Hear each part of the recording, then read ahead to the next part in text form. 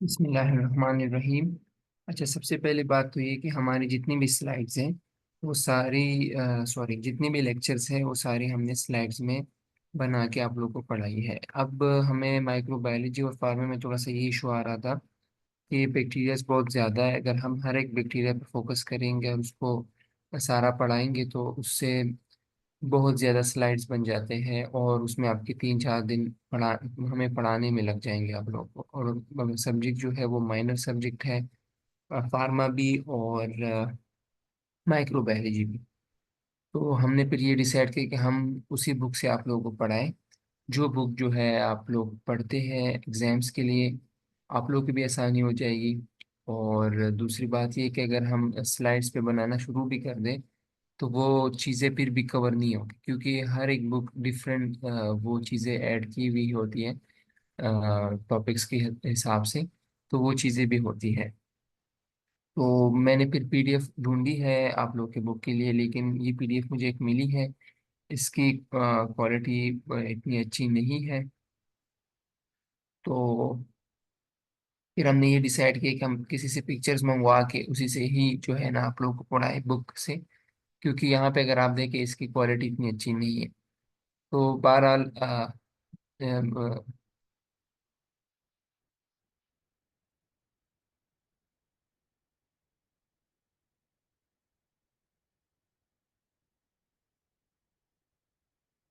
अच्छा, फिर हमने पिक्चर्स मंगवाई है और उसी से फिर हमने कहा कि डिसाइड किया कि हम इसी से पढ़ा लेते हैं, क्योंकि आप लोग की बुक ही है तो आप लोग की भी आसानी हो जाएगी पढ़ने में भी। तो स्टार्ट करते हैं बैक्टीरियोलॉजी से।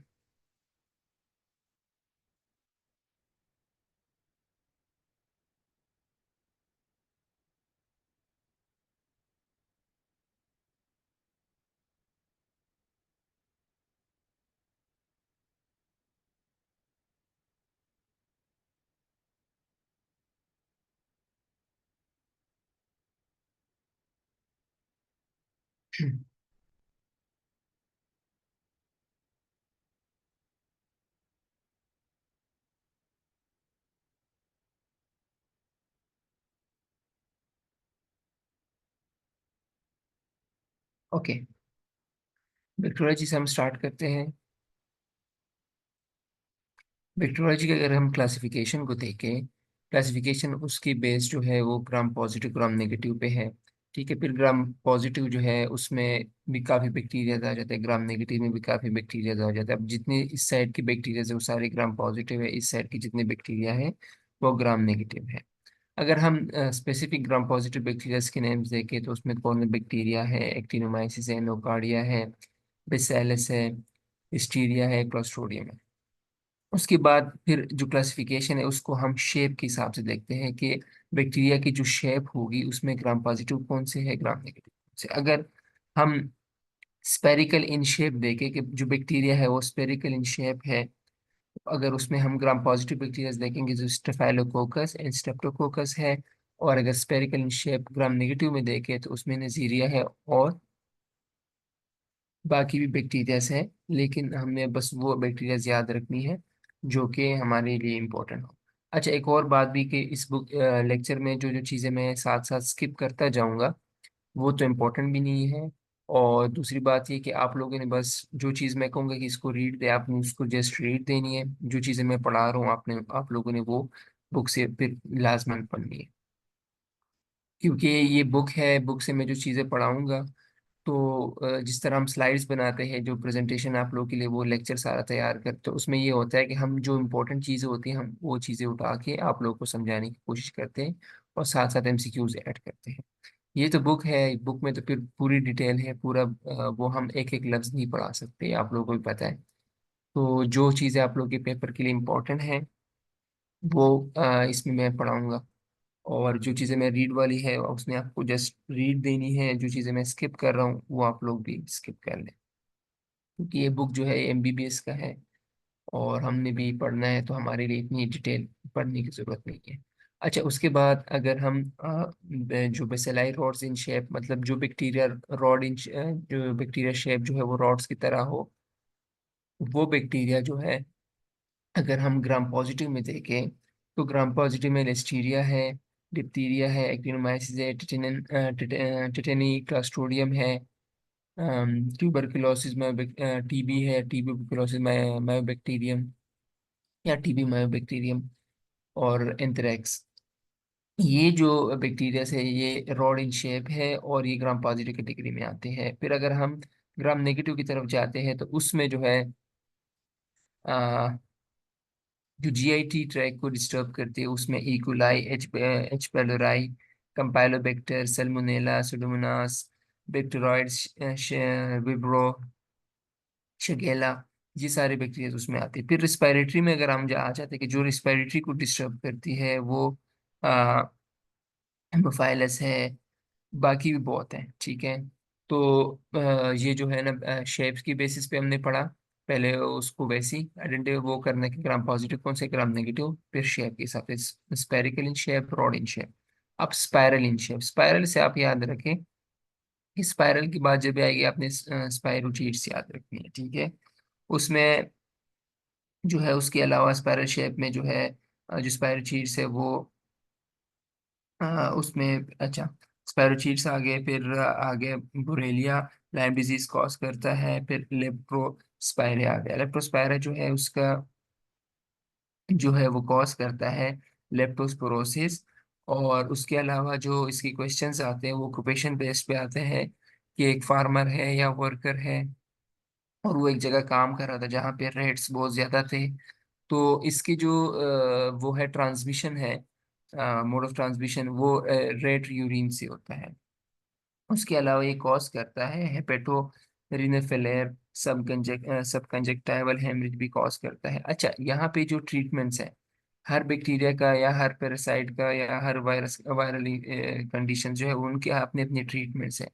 आप लोगों ने जस्ट उसको एक रीड देना है, और जो आप लोगों को पेपर में मतलब जो आप एमसीक्यूज करते हैं, जो पेपर में बार बार वो एमसीक्यू आते हैं, उस बैक्टीरिया की जो ट्रीटमेंट वो आपको आनी चाहिए। अभी आगे मैं बताता जाऊंगा कि कौन से, फॉर एग्जाम्पल अब एच पेलोराई है, अब उसकी ट्रीटमेंट आनी चाहिए, कुछ ऐसी कंडीशंस हैं, फिर आप लोगों को वो याद रखनी चाहिए। अब हर एक बैक्टीरिया का ट्रीटमेंट जो है वो हम याद नहीं रख सकते, जाहिर बात है इतना, क्योंकि बैक्टीरियोलॉजी बहुत ज़्यादा है, डिफरेंट बैक्टीरियाज है, हर बैक्टीरिया का ट्रीटमेंट हम नहीं याद करते। हम वो उस पे फोकस करेंगे बैक्टीरियाज पे या जो वायरस है या जो पैरासाइट्स है जो कि हमारे पेपर के लिए इम्पोर्टेंट हो। उसके अलावा जो है ट्रिपोनीमिया है, तो ये सारे जो बैक्टीरिया है स्पाइरल शेप। उसके बाद वो बैक्टीरिया जिसके सेल वॉल नहीं होता, तो उसमें ग्राम नेगेटिव में जो कैटेगरी आती है उसमें आते हैं क्लैमाइडा, रेक्टीजा, माइकोप्लाज्मा, ये सारे बैक्टीरिया जो है इसके सेल वॉल नहीं होते और ये ग्राम नेगेटिव में फॉल करती है। उसके बाद कंपैरिजन है हमारे पास ग्राम पॉजिटिव ग्राम नेगेटिव की। तो ग्राम पॉजिटिव ग्राम नेगेटिव जो बैक्टीरियाज है उसे अगर हम कंपैरिजन करें तो सबसे पहले हम वो फीचर्स डिस्कस करेंगे जो सिमिलर है दोनों में। तो सेल वॉल जो है आउटर कवरिंग लेयर है सारे बैक्टीरिया का है। उसके अलावा ये इन्होंने वैसी नॉर्मल, अब जिस तरह अब ये है इसके तो सेल वॉल नहीं है, लेकिन इन्होंने ओवरऑल बात की है। ठीक है, कि सेल वॉल अगर बना हो तो सारों का आउटर लेयर ही होगा, आउटर कवरिंग होगा। अगर सेल मेम्ब्रेन है उनके बैक्टीरिया के पास तो फॉस्फोलिपिड बाइलेयर से बना होगा, दोनों में, ग्राम पॉजिटिव में भी ग्राम नेगेटिव में भी। अगर कैप्सूल हो तो पॉलीसेकेराइड से जो है वो लेयर होगी उसकी, कैप्सूल की। और जो कैप्सूल में भी बताऊंगा कि क्या है, तो पॉलीसेकेराइड लेयर होगी, साथ ही साथ जो है वो फेगोसाइटोसिस से जो है खुद को प्रोटेक्ट करती है। अगर फॉर एग्जांपल कोई बैक्टीरिया है जिसका जो जो कैप्सूल में जो है वो कवर है, तो उसको फेगोसाइटोसिस, जो बॉडी का रिस्पॉन्स होता है फेगोसाइटोसिस, उसमें उसको काफी टाइम लगता है और उसको इजीली इनगल्फ नहीं कर पाता। फिर उसके बाद आ जाता है फ्लैजिलम। फ्लैजिलम जो है वो बैक्टीरिया को मोटिलिटी में हेल्प कराता है। फिर पायरस जो है वो क्या करता है, वो अपने आप को एडहेर करता है सेल सरफेस की तरफ, helps in adherence of bacteria to cell surface. पायरस क्या करता है, अपने आप को सेल की तरफ जो है वो एडहेर अपने आप को उसके साथ अटैच करने की, जो फॉर एग्जांपल कोई सेल है उसको बैक्टीरिया उसके साथ अटैच होना चाहती है तो वो पायलस के थ्रू जो है वो अटैच होती है, और फ्लैजिलम के थ्रू जो है वो मोटिलिटी अपनी बॉडी की करता है। उसके बाद अगर स्पेसिफिक फीचर्स देखें ग्राम पॉजिटिव के, तो ये प्रोड्यूस करता है एक्सोटॉक्सिन और स्पोर्स भी रिलीज करता है। अगर हम इसको 100 डिग्री तक सेंटीग्रेड में किसी भी उसमें रखेंगे तो ये किल नहीं होता और ये रेजिस्ट शो करती है।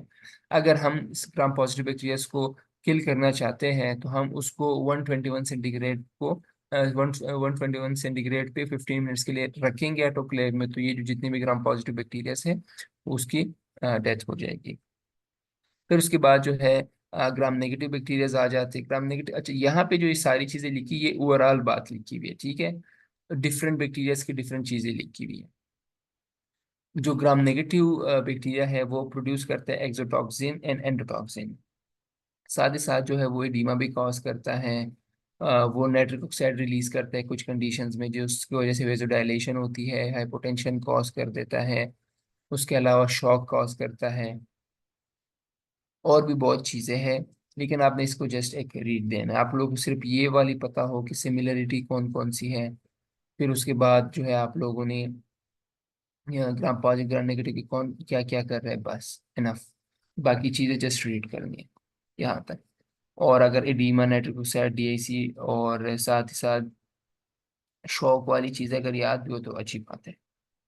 अच्छा, यहाँ पे कुछ ऐसे एमसीक्यूज होते हैं, ये हमने पैथो में भी डिस्कस किए थे कि फीवर क्यों होता है, वो क्या रिलीज करते हैं। तो इंटरलेकिन 1 और 6 जो है वो फीवर कॉज करती है, तो उस हिसाब से जो है वो फिर जो है वो मतलब for example gram negative bacteria क्या करता है, एक जगह में अगर वो अटैक करता है तो वहाँ पे इंटरल्यूकिन 1 और इंटरल्यूकिन 6 रिलीज होंगे, फिर उसके बाद जो है वो फीवर कॉज होगा पेशेंट को, सारा कुछ ये हम पैथो में ऑलरेडी डिस्कस कर चुके हैं। उसके बाद एनकेप्सुलेटेड बैक्टीरिया। एनकेप्सुलेटेड बैक्टीरिया वो बैक्टीरिया है जो एक कैप्सूल में कवर होता है। कैप्सूल जो फॉर्म होता है वो पॉलीसेकेराइड लेयर होती है, जो अपने जो बैक्टीरिया से सराउंड कर रहा होता है, और उसके वजह से जो है वो बैक्टीरिया जो इनकैप्सुलेटेड बैक्टीरियाज है वो रेजिस्ट शो करती है किसी भी ड्रग को और फेगोसाइटोसिस को। जो इनकैप्सुलेटेड बैक्टीरिया वो बैक्टीरिया है जो कि एक कवर में जो कैप्सूल में कवर होती है। उसमें जो बैक्टीरिया है वो सुडोमोनास है, स्ट्रेप्टोकोकस नमूनिया ए है, हेमोफाइलस है, इन्फ्लुएंजा टाइप बी है, Neisseria meningitis, E coli, salmonella, group B streptococcus, klebsiella pneumonia भी है साहब। अच्छा, ये जो फॉर एग्जांपल आप लोग ऐसे भी आ सकता है, जिस तरह आप सुडोमोनास है, सुडोमोनास बहुत एंटीबायोटिक को रेजिस्ट शो करता है। क्यों? क्योंकि इनकेप्सुलेटेड बैक्टीरिया है तो वो इजीली किल नहीं होता है, ये बैक्टीरिया। उसके अलावा जो इनकेप्सुलेटेड बैक्टीरिया है उसकी नॉर्मल ये होता है बॉडी में उसकी ऑप्सोनाइजेशन हो जाती है, फिर उसके बाद जो है वो लीवर सॉरी स्प्लीन जो है उसको क्लियर कर देता है। अगर किसी पेशेंट को जो स्प्लीनेक्टमी हुई है तो उसमें ऑप्सोनाइजेशन की एबिलिटी कम होती है, साथ ही साथ जो है उसमें सिवियर इन्फेक्शन के चांसेस ज़्यादा होते हैं। ये ऑप्सोनाइजेशन, ये सारी चीज़ें हमने पैथो में ऑलरेडी डिस्कस किए हुए हैं।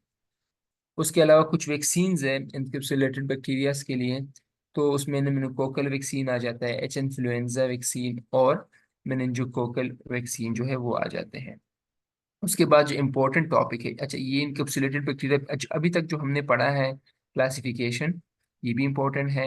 ये जो हमने फीचर्स पढ़े ये भी इम्पोर्टेंट है। इनकैप्सुलेटेड बैक्टीरिया एंड वैक्सीन ये भी इम्पोर्टेंट है। पिगमेंटेड या पिगमेंट्स प्रोड्यूसिंग बैक्टीरिया जो है ये भी इम्पोर्टेंट है। सबसे इम्पोर्टेंट जो है इसमें एक्टिनोमाइसिस इसराइली है। इसका क्वेश्चन ऐसे आता है कि एक पेशेंट है उसको मल्टीपल ग्रेनुलोमास है या एप्सिस है या पेस ड्रेनेज हो रही थी, साइनस ट्रैक्स भी है। और जब उसके हमने लैब में वो लैब्स की रिपोर्ट हमने भेजी, उसमें ये मेंशन था कि उसकी जो पिगमेंट्स है वो येलो सल्फर ग्रेन्यूल्स है या कुछ इस तरह। तो ये आपने याद रखना है कि ये बहुत ज़्यादा इंपॉर्टेंट है। एक्टिनोमाइसिस इसराइली जो है ये ऑर्गेनिज्म है, ये पिगमेंट जो रिलीज करता है, येलो सल्फर की न्यूज जो है वो पिगमेंट रिलीज करता है या सिक्रीट करता है। इसकी जो साइन एंड सिम्टम्स है उसमें आप याद है कि मल्टीपल ग्रेनुलोमास हो सकते हैं, एब्सिस हो सकता है, ड्रेनेज, साइनस ट्रैक्स ये आते हैं। उसके बाद जो है स्टेफाइलोकोकस ऑरियस, उसमें क्या है कि ये जो है येलो पिगमेंट प्रोड्यूस करता है, और इसका जो है क्वेश्चन बहुत सिंपल आता है, लेकिन जब आप लोग ये पेपर में ये एमसीक्यूज में करेंगे तो आप लोगों को फिर आइडिया हो जाएगा कि दोनों में डिफरेंस क्या है। ठीक है, ये बहुत सिंपल स्ट्रेट फॉरवर्ड एमसीक्यू आता है, ये थोड़ा सा इसमें बाकी चीजें लिखी हुई थी। अच्छा, इसके अलावा और भी बैक्टीरिया है जो कि ब्लू ग्रीन पिगमेंटेशन जो है वो कॉज करती है या रिलीज करती है। अच्छा, उसके बाद organism with exotoxin and disease. अच्छा, हर बैक्टीरिया ना कुछ टॉक्सिन रिलीज करते हैं, उन टॉक्सिन के बेसिस पे फिर वो फर्दर जाके जो है वो बॉडी को इफेक्ट करती है। अगर हम कॉर्नी बैक्टीरियम डिप्थीरिया की बात करें, ये पेपर के लिए इम्पोर्टेंट है। और ये जो टॉक्सिन रिलीज करती है वो डिप्थीरिया टॉक्सिन है, जो कि भी पेपर में आ चुका है। उसके अलावा ये बॉडी में क्या कॉज करता है, फेरेंजाइटिस कॉज करता है, ये भी क्वेश्चन में आता है। साथ साथ pharyngitis with pseudo membrane in throat, ये पूरा एक सेंटेंस आता है पेपर में। और सेवियर लिम्फोडेप्टी भी कॉज करता है, तो ये आप लोग के पेपर के लिए इंपॉर्टेंट है। उसके बाद सुडोमोनास एलिजिनोजा जो है एक्सोटॉक्सिन ए का रिलीज करते हैं, ये भी टॉक्सिन रिलीज करते हैं, ये भी आपके पेपर की इंपॉर्टेंट है। Staphylococcus aureus toxic shock syndrome toxin release करता है, ये भी पेपर में आ चुका है। और ये कॉज करता है toxic shock syndrome. Toxic shock syndrome ये होता है कि पेशेंट जो है सडनली उसको फीवर हो जाता है और बीपी उसका डिक्रीज हो जाता है, हाइपोटेंशन हो जाती है, साथ ही साथ जो है वो रैशेस शुरू हो जाती है। ये एक कंडीशन कॉज करता है। साथ साथ स्टेफाइलोकोकस ऑरिस जो है वो स्केडल स्किन सिंड्रोम भी कॉज करता है, जिसमें जो है पेशेंट की जो स्किन है वो पील ऑफ होना शुरू हो जाती है। साथ ही साथ जो है ये फूड पॉइजन भी कॉज करता है। फिर उसके बाद स्ट्रेप्टोकोकस पायोजेंस है, जिसमें दो टॉक्सिन आ जाते हैं, स्ट्रेप्टोलाइसिन ओ और एक्सोटॉक्सिन ए। स्ट्रेप्टोलाइसिन ओ जो है वो क्या करता है, बीटा हेमोलाइसिस करता है, कंप्लीटली रेड ब्लड सेल को जो है उसकी हेमोलाइसिस करता है। एक अल्फा हेमोलाइसिस होता है, एक बीटा हेमोलाइसिस होता है, एक गेमा हेमोलाइसिस होता है। अल्फा हेमोलाइसिस जो है वो पार्शियली रेड ब्लड सेल को जो है वो उसकी हेमोलाइसिस करता है, उसकी लाइसिस करता है। जो बीटा हेमोलाइसिस है वो कंप्लीटली रेड ब्लड सेल की जो है वो लाइसिस करता है। तो स्ट्रेप्टोलाइसिन ओ जो है वो बीटा हेमोलाइसिस जो है वो बीटा हेमोलाइसिस कराता है। साथ ही साथ जो एक्सोटॉक्सिन ए है वो toxic shock like syndrome cause करता है, जिस तरह हमने पहले भी ऊपर भी पढ़ा स्टेफाइलोकोकस ऑरियस वाली कंडीशन में भी, कि सडनली जो है वो फीवर ज्यादा हो जाएगा, बीपी कम हो जाएगा और रैशेस शुरू हो जाएंगे। फिर उसके बाद जो आ जाता है आपका एक्सोटॉक्सिन ए जो है वो स्कारलेट फीवर कॉज करता है। अब स्कारलेट फीवर क्या है, स्कारलेट फीवर जो है वो पेशेंट की अपीयरेंस होगी कि उसको फीवर होगा, सोर थ्रोट होगा, हेडेक होगा, स्ट्रॉबेरी टंग एंड रैशेस होते हैं उसकी बॉडी पे। अच्छा, उसके बाद जो है शगेला है। शगेला जो है शिगा टॉक्सिन रिलीज करता है, और ये जीआईटी म्यूकोजल जो गैस्ट्रोइंटेस्टाइनल म्यूकोजा है उसको डैमेज करता है, और डायसेंट्री कॉज करता है। डायसेंट्री जो है ब्लडी डायरिया, जिसमें ब्लड आता है, म्यूकस आता है, और डायरिया मतलब जो डायरिया होगा उसमें ब्लड और म्यूकस के पार्ट्स होंगे। फिर उसके बाद जो है विब्रोक्लोरिया है। विब्रोक्लोरिया जो है वो क्लोरिया टॉक्सिन रिलीज करता है, और ये इंक्रीज करता है क्लोराइड सिक्रीशन इन गट, और राइस वाटर डायरिया ये कॉज करता है, ये भी पेपर में आ चुका है। शिगेला के रिलेटेड वैसे पहले तो बहुत आ चुका है, लेकिन हमारे पेपर्स में ये नहीं है, लेकिन आप लोगों को आइडिया होना चाहिए। ये टेबल भी बहुत इंपॉर्टेंट है। उसके बाद जो है मोडिटेला प्रोड्यूसर्स है, प्रोड्यूसर्स टॉक्सिन रिलीज करता है, वूफिंग कफ कॉज करता है, और child cough on expiration and whoops on expiration. ये आप लोग वूफिंग कफ जो है ना एक दफा नेट से देख लेना कि कैसे होता है। इधर मैं एक्सप्लेन करूंगा, आप लोगों को समझ नहीं है, क्योंकि वो एज अ विजुअलाइज अगर आप देख लें तो तब समझ आती है। ठीक है। और इसका ये भी आ चुका है, हमारे पेपर में नहीं है लेकिन एमबीबीएस वाले के पेपर में, कि 10 days cough in adult, sorry 100 days cough in adult, हमारे पेपर में ये नहीं है। वोफिंग कफ आप लोग को आनी चाहिए, इंपॉर्टेंट है। अच्छा, एक और बात, जो बुक में रेड लाइन जहाँ पे होगी तो इसका मतलब ये है कि ये तो एक इम्पोर्टेंट भी है, और दूसरा है कि ये एमसीक्यूज में भी आ चुका है। उसके बाद जो है क्लास्ट्रोडियम टेटिनी है। क्लास्ट्रोडियम टेटिनी जो है वो, एक मिनट, मुझे एक मिनट।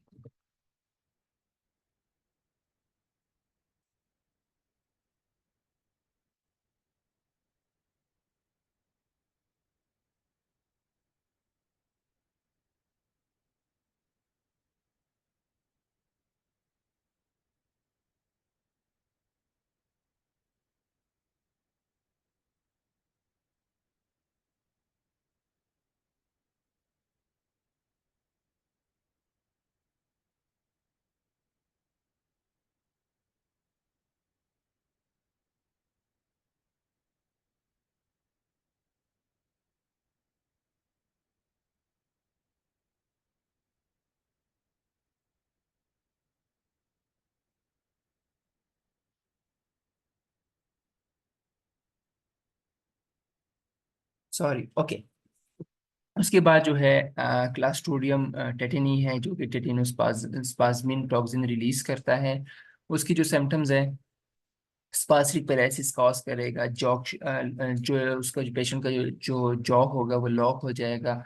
उसके अलावा जो है ये स्प्रेड होता है मोटर न्यूरॉन्स पे। अब जो है स्पास्टिक पैरालिसिस क्या है? स्पास्टिक पैरालिसिस जो है वो मसल की स्टिफनेस का, मतलब जो पेशेंट होगा उसको अगर स्पास्टिक पैरालिसिस होगा तो उसकी जो मसल है वो स्टिफ होंगे, उसके जो मसल टोन है वो बहुत ज्यादा इंक्रीज होगा या डिक्रीज होगा, वीकनेस होगी, एकदम जो है वो पेशेंट बैठा हो गया, जो पर्सन है जो इन्वॉल्व होगा इस सारे उस कंडीशन में, एकदम उसकी मसल्स की पैरालिसिस हो जाएगी। और या बहुत ज़्यादा वीक होंगे, ब्रेन इंजरी भी होगी, सेरिब्रल पाल्सी भी होगी, और स्पाइनल कॉर्ड की डैमेज होने के चांसेस भी बहुत ज़्यादा होते हैं, क्योंकि ये स्प्रेड हो रहा होता है मोटर न्यूरॉन्स पे। तो इसमें जो नर्वस सिस्टम है वो इन्वॉल्व होता है। जब नर्वस सिस्टम इन्वॉल्व होता है तो उसमें जो डैमेज मिलता है उसको spinal cord, brain injury, brain को, स्पाइनल कॉर्ड को, उसके चांसेस ज़्यादा होते हैं। उसके बाद जो है क्लास्ट्रोडियम बोटुलिनियम है, जो कि हम उसको जो है ना उसकी जो टॉक्सिन है वो बोटुलिनियम टॉक्सिन वो रिलीज करता है। ये कॉज करता है flaccid paralysis, floppy baby syndrome. तो फ्लैसिड पैरालिसिस में अब क्या होगा कि फ्लैसिड पैरालिसिस में जो मसल है वो भी वीक हो जाते हैं, मसल टोन डिक्रीज होती है। जो रिफ्लेक्सेस है मसल्स के, अगर हम कोई रिफ्लेक्स उसको चेक करते तो उसकी रिफ्लेक्सेस जो है वो लॉस हो जाती, कभी कभार जो है वो बैठे बैठे इसकी जो रिफ्लेक्सेस है वो लॉस हो जाती है, किसी उसको रिस्पॉन्स नहीं करता।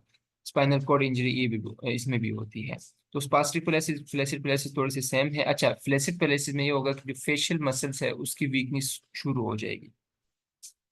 फ्लेरी बेबी सिंड्रोम में क्या होता है कि जो बेबी है उसकी जो मसल स्ट्रेंथ है वो बहुत ज्यादा कम होती है, और उसको स्वॉल्विंग में, और या जो बॉटल फीडिंग कराते हैं तो उसमें उसको सेक्शन में भी बहुत इश्यूज आते हैं। उसके अलावा उसकी जो ओवरऑल मूवमेंट्स है या जो उसकी मसल्स है वो बहुत ज्यादा वीक होते हैं, उसको मूवमेंट्स में भी काफी इशू आता है। उसके बाद क्लास्ट्रोडियम पिरफेरेंगी जो है वो अल्फा टॉक्सिन रिलीज करता है। ये भी पेपर में आ चुका है कि ये गैस गैंग्रीन कॉज करता है। इस तरह डायरेक्ट भी आता है कि गैस गैंग्रीन कौन कॉज करता है, तो क्लास्ट्रोडियम पिरफेरेंगी जो है वो गैस गैंग्रीन कॉज करता है। अच्छा, और साथ ही साथ जो है हेमोलाइसिस भी करता है। अब ये जो टेबल है, अब इस टेबल में क्या है कि ये जो टेबल है ये लैब्स पे कह ले के अगर हम लेबोरेटरी बेस्ड क्लासिफिकेशन है, ठीक है, लेकिन हमारे लिए इम्पोर्टेंट है, क्योंकि अगर हम इस टेबल को डिस्कस करें तो इसमें काफ़ी चीज़ें हमारी कवर भी होती है, आप लोगों के कंसेप्ट भी क्लियर होते हैं, और ये पेपर के लिए भी इम्पोर्टेंट है, और पेपर में इससे चीज़ें भी आ चुकी हैं। तो अगर हम देखें यहाँ पे कि ग्राम पॉजिटिव बैक्टीरिया जो है उसको अगर हम देखें, वो डिवाइड हुआ है बेसेलाई में, कोकाई में, ब्रांचिंग फिलामेंट्स में। जो बेसेलाई है उसमें फिर फर्दर एरोबिक एनारोबिक डिवाइड हुआ। अच्छा, एरोबिक बैक्टीरिया वो बैक्टीरियाज हैं जो कि ऑक्सीजन की प्रेजेंस में जो है वो ग्रोथ करती या रहती है।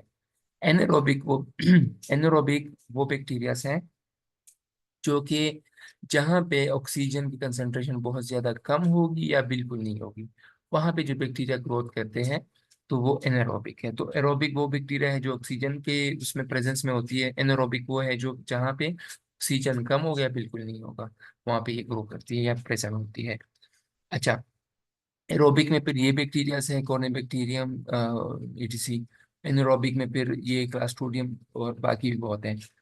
अच्छा, ये जो बाकी मैं जिस तरह छोड़ रहा हूँ ना, अब ये पे आपने जस्ट यहाँ पे भी एक रीड देना है, ठीक है, क्योंकि ये सारे याद नहीं होंगे। आपने जो फोकस रखना है अपने इस टेबल पे कि कैटलेस पॉजिटिव कौन सी बैक्टीरिया है, कैटलेस नेगेटिव कौन सी बैक्टीरिया है, ठीक है।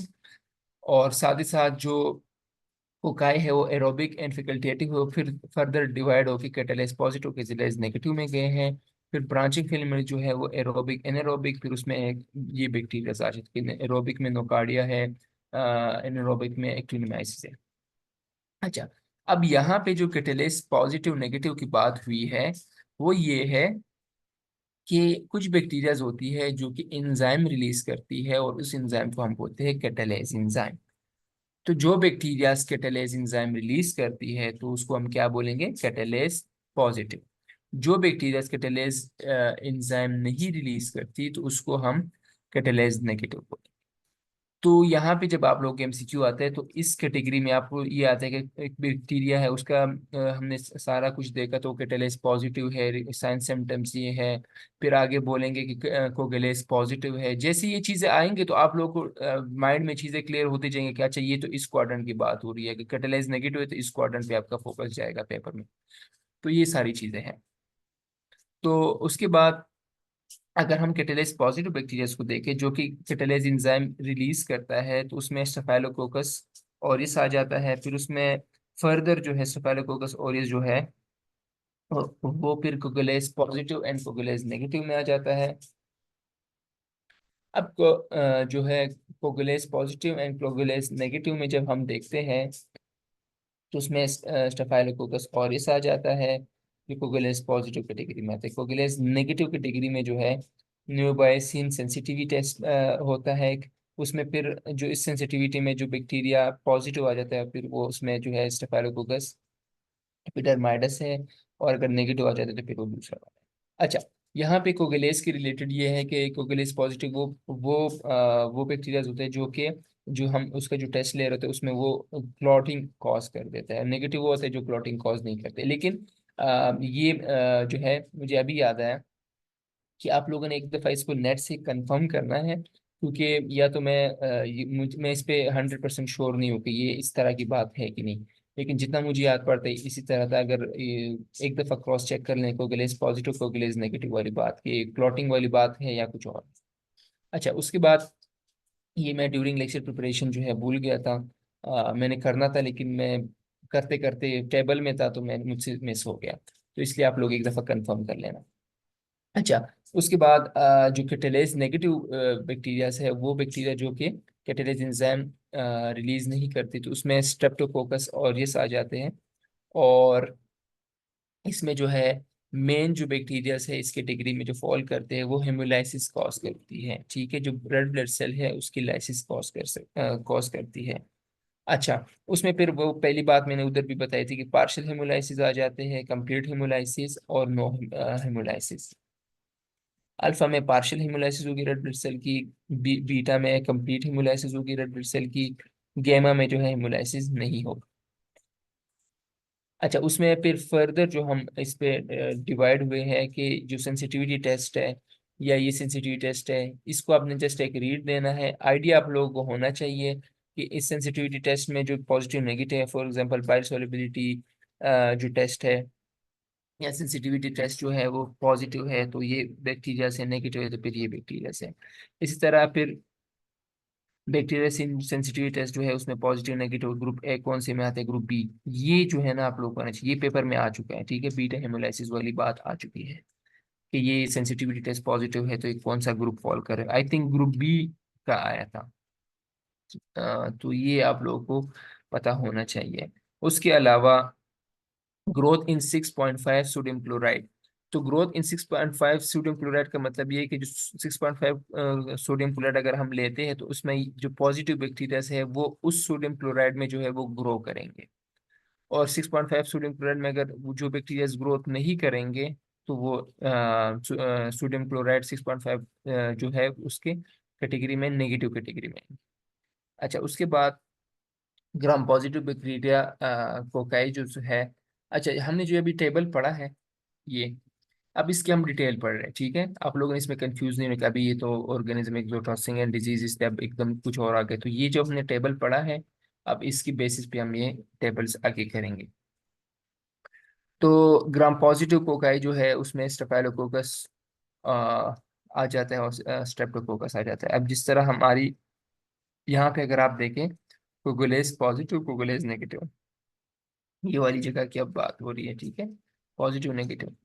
तो जो स्टेफाइलोकोकस ऑरियस है हमने पहले भी पढ़ा कि टॉक्सिक शॉक सिंड्रोम कॉज करता है, हाई ग्रेड फीवर होता है, हाइपोटेंशन, डिफ्यूज एरिथमेटिस रैशेज होते हैं, डिस्क्रिमिनेशन ऑफ ऑफ रैशेज, वही बात है रैशेज होती हैं। उसके अलावा स्केडल स्किन सिंड्रोम भी कॉज करता है, ज्यादातर जो है less than 5 years of children को अफेक्ट करता है। फूड पॉइजन कॉज करता है, ऑर्गन की एब्सिस कॉज करता है, नमूनिया कॉज करता है, endocarditis, septic arthritis and osteomyelitis cause करता है। अच्छा, ये कोगुलेस पॉजिटिव की बात हुई। अब जो है ना कोगुलेस नेगेटिव की बात हम करेंगे। कोगुलेस नेगेटिव में दो बैक्टीरियाज आते हैं, हमने उधर भी पढ़ा टेबल में, स्टेफाइलोकोकस एपिडर्माइडस और स्टेफाइलोकोकस सेप्रोफाइकाइटस। अच्छा, जो इस बैक्टीरिया की एपिडर्माइडस की बात है, तो उसमें नॉर्मल फ्लोर ऑफ स्किन भी प्रेजेंट होता है। ये मोस्टली ब्लड कल्चर्स में कंटेमिनेटेड होता है। इन जो प्रोस्थेटिक डिवाइसेस होते हैं हॉस्पिटल्स में, या आप हॉस्पिटल्स में नहीं सॉरी, तो प्रोस्थेटिक डिवाइसेस होते हैं जो किसी का इम्प्लांट लगा हो, हार्ट वॉल लगा हो, या कोई कैथेटर लगा हो, तो उसमें जो है ना ये ग्रो करती है। और जो दूसरा वाला है, normal flora of the female genital tract. और second most common cause of uncomplicated UTI in young women, most common is E coli. Most common UTI जो है, most common bacteria of UTI जो है वो इक्वलाई है। सेकंड मोस्ट कॉमन जो है वो ये बैक्टीरिया है, लेकिन ये अनकॉम्प्लिकेटेड यूटीआई की बात हो रही है। ये अभी आगे एक सीक्वेंस आएगा, उसमें भी हम डिस्कस कर लेंगे इंशाल्लाह।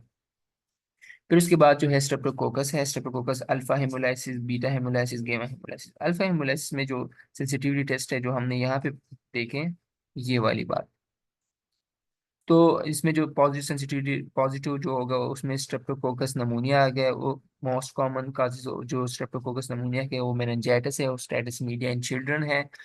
बैक्टीरियल निमोनिया है, सेप्सिस इन एस्प्लेनिक पेशेंट्स में। उसके बाद जो सेंसिटिविटी नेगेटिव टेस्ट है वो स्ट्रेप्टोकोकस विरिडेंस है, most common cause of IE. IE का मतलब है कि infective endocarditis, dental caries cause कर सकता है। सभी acute bacterial endocarditis at damage heart wall में भी वो ग्रो कर सकता है या कॉज कर सकता है। अच्छा, बीटा हेमोलाइसिस, कंप्लीट हेमोलाइसिस में जो है सेंसिटिविटी टेस्ट फर्दर हमने जो ये बात की, सॉरी, ये अब इसकी बात हो रही है। तो अब यहाँ पे अगर आप देखें तो ये स्कारलेट फीवर कॉज कर रहा है, टॉक्सिक शॉक सिंड्रोम कॉज कर रहा है, ग्रुप ए एस पाइजन्स, ठीक है। और रोमेटिक फीवर कॉज कर रहा है, पोस्ट स्ट्रेप्टोकोकल ग्लूमिनो नेफ्राइटिस कॉज कर रहा है, फेरेंजाइटिस एंसेफलाइटिस भी कॉज कर रहा है। अब ये जो चीज़ है ना, ये टेबल भी इंपॉर्टेंट है, खास करके जो है ये वाला है, और ये बहुत इंपॉर्टेंट है, इसको आपने स्किप नहीं करना।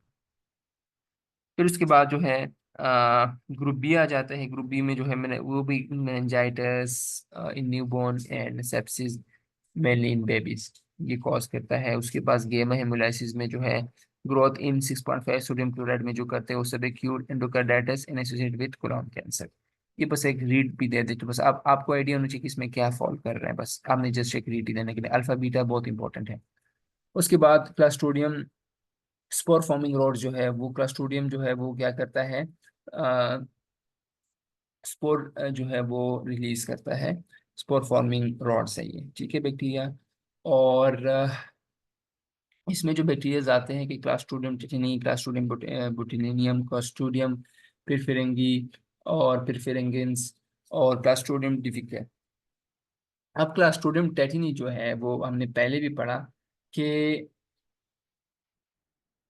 अ, जो क्लास्ट्रोडियम टेटेनी है ये क्या रिलीज करता है। अब जो क्लास्ट्रोडियम की कैटेगरी में आते हैं वो सारे आती है, लेकिन जो क्लास्ट्रोडियम टेटेनी है वो फर्दर, फिर हमने पहले भी पढ़ा कि वो टेटिनोस्पाज्म रिलीज करता है, जो टॉक्सिन की हम बात की। क्लास्ट्रोडियम में ये सारे फॉल करते हैं, ये फोरो जो चार बैक्टीरिया है। फिर उसके अपने टॉक्सिन है वो हमने पहले भी पढ़े हैं पीछे। तो अब क्लास्ट्रोडियम टेटेनी जो है, प्लास्टोडियम टेटिनी जो है वो टेटिनोस्पाज्म रिलीज करता है, या एक्सोटॉक्सिन जो टॉक्सिन है वो रिलीज करता है। अब उसमें हमने पहले भी पढ़ा कि स्पाजिकुलेसिस कॉज करता है, लॉक जॉ करता है, ट्रिस्मस कॉज करता है। साथ ही साथ जो है वो मोटर न्यूरॉन के जो है उस पर स्प्रेड होते हैं, ये हमने पहले भी डिस्कस किया। प्लास्टोडियम बुटिलिनियम जो है वो बुटीरियम टॉक्सिन रिलीज करता है। प्लेसिस ये जो बुटीरियम टॉक्सिन टॉक्सिन रिलीज करता है, और जो कॉजेज बॉडी में जो चेंजेस लाता है कि फ्लैसिडोसिस करता है, फ्लैबी बी सिंड्रोम कॉज करता है। उसके अलावा जो क्लोस्ट्रिडियम पिरफेरिंगिन्स है या पिरफेरिंगी है, वो टॉक्सिन ए रिलीज करता है। हमने पहले भी पढ़ा कि पेपर में भी आ चुका है कि गैस गैंग्रीन जो है वो कॉज करता है। फिर क्लास्ट्रोडियम डिफिकल्ट या क्लोस्ट्रिडियम डिफिकल्ट है, ये भी पेपर में आ चुका है, ये कॉज करता है सुडोमेम्ब्रेनस कोलाइटिस। ये भी आप लोगों को आना चाहिए। और इनकी जो ट्रीटमेंट्स है उसको जैसे एक दफ़ा रीड देना है, इसको भी रीड देना है, इसको भी। और बाकी जो आप एमसीक्यूज करते हैं उसमें जो जो आप लोग बैक्टीरियाज आते हैं, जो भी उनकी ट्रीटमेंट्स है उसको फिर अच्छे से याद करें। अच्छा, उसके बाद माइबैक्टीरियम आ जाता है। माइबैक्टीरियम की कैटेगरीज में फिर आ जाता है माइबैक्टीरियम ट्यूबरकुलोसिस, माइबैक्टीरियम ओवेम, माइबैक्टीरियम लेप्रे। अच्छा, माइबैक्टीरियम ट्यूबरकुलोसिस जो है वो क्या करते हैं, उसकी सिम्टम्स जो है वो नाइट स्वेटिंग होगी पेशेंट को, वेट लॉस होगा, कफ होगा बहुत ज़्यादा। जो ग्रेनुलोमास है वो केजेटिंग ग्रेनुलोमास होंगे विद सेंट्रल नेक्रोसिस, ये हमने पहले भी पढ़ी है। और साथ ही साथ ये सारी चीज़ें फिर माइबैक्टीरियम ओवेम जो है वो क्या करेगा, जो एड्स की पेशेंट है उसको टारगेट करेगा मोस्टली, ठीक है। और माइबैक्टीरियम लेप्रे जो है वो कॉज करता है लिप्रोसी। अब लिप्रोसी जो है उसमें, अच्छा, माइबैक्टीरियम लेप्रे जो है ये नॉन कजेटिंग ग्रेनुलोमास है, ठीक है। इसमें जो सेंसरी लॉस होगा पेशेंट को, रिफ्लेक्सेस डिक्रीज होंगे। उसके अलावा इसमें जो मेन जो साइन सिम्टम है, इसका जो साइन है पेपर में, कि पेपर में जब इसका आया भी है तो नेजल ब्रिज डिफॉर्मिटी के साथ आता है कि एक पेशेंट है उसका नेजल ब्रिज डिफॉर्म हुआ है, ये नॉन कजेटिंग ग्रेनुलोमा है, उसकी रिफ्लेक्सेस डिक्रीज है, सेंसरी लॉस हुआ है डिफरेंट जगहों पे बॉडी में। तो ये जो है कौन सा बैक्टीरिया, तो वो आपका माइबैक्टीरियम लेप्रे है। फिर कॉर्नोबैक्टीरियम डिप्थीरिया, वो काज करता है डिप्थीरिया, सॉरी, जो कॉर्निक बैक्टीरिया है वो डिप्थीरिया टॉक्सिन रिलीज करता है, ठीक है। और फिर सूडोमेम्ब्रेन कोलाइटिस, सूडोमेम्ब्रेन विद फेरेंजाइटिस जो है वो कॉज करता है, लिम्फोनाप्थी भी कॉज करता है, मायोकार्डाइटिस भी, ये हमने पहले भी पढ़ा है। अब जो बेसेलस वाला है वो उसको जस्ट आपने एक रीड देना है कि ये रीहीटेड राइस सिंड्रोम कॉज करते हैं। जो कुकिंग हम करते हैं बार बार, वो जो राइस है या जो फॉर एग्जांपल घर में कोई राइस बने हुआ हम उसको बार बार गर्म करते हैं तो उसमें ये बैक्टीरिया जो है वो ग्रोथ करता है। उसके बाद ग्राम नेगेटिव ऑर्गेनिजम्स की बात, वो ग्राम पॉजिटिव की बात या ग्राम नेगेटिव की बात आ गई, तो इसमें फिर जो है डिप्लोकोकाई है, कोको बेसिलाई है, कोमा शेप रॉड्स है। तो उसमें फिर ये सारी कैटेगरीज है कि एरोबिक में फिर माल्टोस पॉजिटिव नेगेटिव, फिर उसमें ये आता है, फिर उसमें ऑक्सीडेज पॉजिटिव है कि ग्रो इन 42 सेंटीग्रेड में जो बैक्टीरिया ग्रो करेगा तो वो ये कैटेगरी में आ जाएंगे। जो अल्कलाइन मीडिया में ग्रो करेंगे फिर इसमें ये कैटेगरी आ जाएगी। जो बैक्टीरिया यूरेस प्रोड्यूस करेगा वो इस कैटेगरी में आएगी, ठीक है। उसके बाद जो बेसिलाई है वो इलेक्ट्रोस फर्मेंटेशन नेगेटिव पॉजिटिव, फिर उसमें नेगेटिव में फर्दर ऑक्सीडेज पॉजिटिव नेगेटिव है। इस टेबल को आपने जस्ट एक रीड देना है। वो दूसरा वाला बहुत इंपॉर्टेंट है, ये भी इंपॉर्टेंट है, ये नहीं कह रहा कि इंपॉर्टेंट है नहीं है, लेकिन इससे इतना कुछ खास नहीं है एज कम्पेयर टू उस टेबल से। तो इसको भी आप लोगों को आना चाहिए, खास करके जो ये वाला एरिया है ये तो इम्पोर्टेंट है। ये lactose fermentation positive negative at least आप लोगों को आइडिया होना चाहिए। उसके बाद जो बैक्टीरियाज माल्टोज यूटिलाइज, जो माल्टोज नेगेटिव है और माल्टोज पॉजिटिव है, ये इस जगह की हम बात कर रहे हैं, ठीक है। अ, तो इसमें जो है नज़ीर गुनीरिया है और नज़ीर मेनिंजाइटिस है। नज़ीर गुनीरिया जो है उसकी कैप्सूल, जो नो पॉलीसेकेराइड कैप्सूल, इसका जो नज़ीरा जो सॉरी नज़ीर गुनीरिया है उसका बैक्टीरिया की जो आउटर लेयर है उसमें पॉलीसेकेराइड, एक मिनट सॉरी, इसमें आप लोगों ने कंफ्यूज ना करें। ओके, अब जो नज़ीरा गुनीरिया है, नज़ीरा मेनिंजाइटिस है, नज़ीरा मेनिंजाइटिस की जो कैप्सूल लेयर है वो पॉलीसेकेराइड से बना होगा, ठीक है। जो नज़ीरा मेनिंजाइटिस की बात करूँ उसके जो कैप्सूल लेयर है वो पॉलीसेकेराइड से बना होगा। जो नज़ीरा गुनीरिया है उसका कैप्सूल लेयर जो है जो आउटर जो कैप्सूल का जो लेयर है वो पॉलीसेकेराइड से नहीं होगा। उसकी कॉजेज अगर हम नज़ीरा गुनीरिया की देख लेते हैं, गुनीरिया कॉज करता है सेप्टिक एथराइटिस, कॉज करता है नियोनेटल कंजक्टिवाइटिस, कॉज करता है 2 to 5 डे आफ्टर बर्थ। और उसके साथ बाकी अगर ये दो दो बातें भी आप लोगों को आइडिया हो तो बस एनफ है। उसके बाद नज़ीरा मेनिंजाइटिस जो है वो मेनिंजाइटिस कॉज करता है, और बाकी जस्ट एक आप लोगों ने रीड देनी। उसके बाद जो है ग्राम नेगेटिव कोकोबेसिलाई है, एच इन्फ्लुएंजा आ जाता है, बोरिटेला प्रोटूसिस आ जाता है।